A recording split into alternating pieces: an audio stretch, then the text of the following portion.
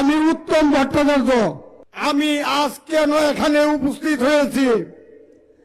আজ ৭১ সালে বাংলাদেশ স্বাধীনের পর থেকে প্রতিটা বার সরকার পতনের পর, সরকার গঠনের পর আমার হিন্দু ভাইদেরকে হত্যা, খুন, গুম, লুটপাট, বাড়িঘর দখল, অগ্নি সংযোগ করা হয়।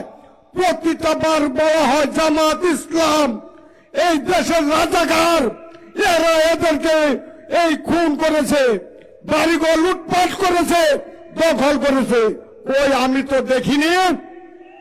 আমি দেখেছি প্রতিটা বার যে সরকার ক্ষমতায় গ্রহণ করেছে তারাই আমাদের উপর এই নির্মম নির্যাতন, খুন, ধর্ষণ, চাঁদাবাজি, বাড়িঘরে অগ্নি সংযোগ, ধর্ষণ করেছে।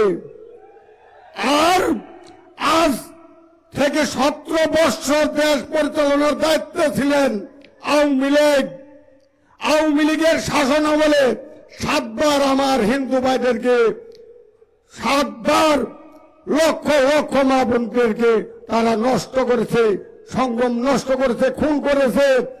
এবং 7 বার যা হয়েছে তা প্রতিটা বার দোষ দেওয়া হয়েছে বাংলাদেশ জামাত ইসলামকে ও বিএনপিকে।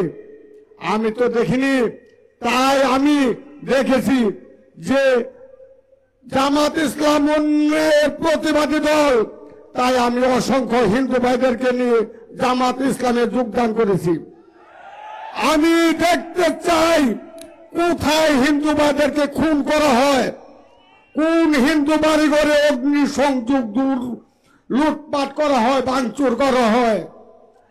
এই জামাত ইসলাম পার্টি 5 আগস্ট থেকে প্রতিটা হিন্দু বাড়িঘর, ব্যবসা প্রতিষ্ঠান, মন্দির তারা পাহারা দিয়ে রেখেছে,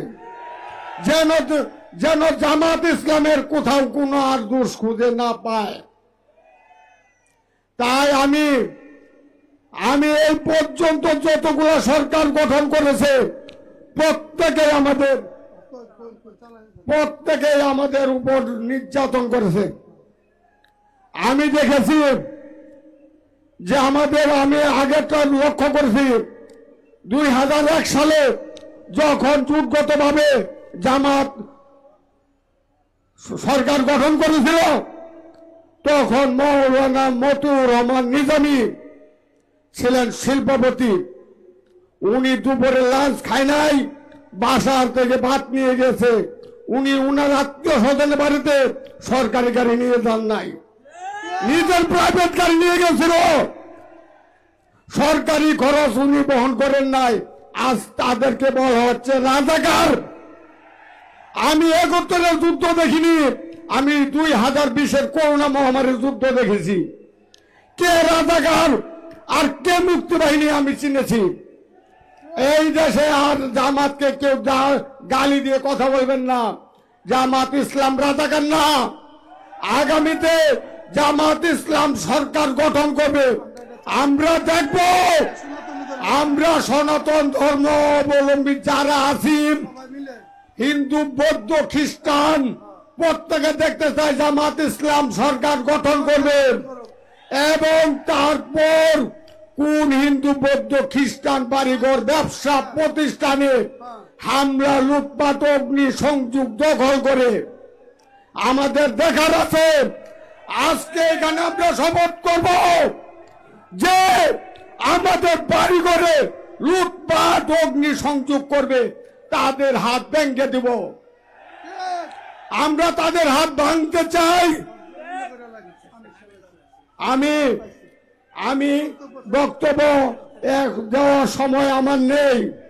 এখন আমাদের সামনে উপস্থিত হয়েছেন আমিরের জামাত। আমি আমার আমিরের জামাতের আগমন, শুভেচ্ছা, স্বাগতম।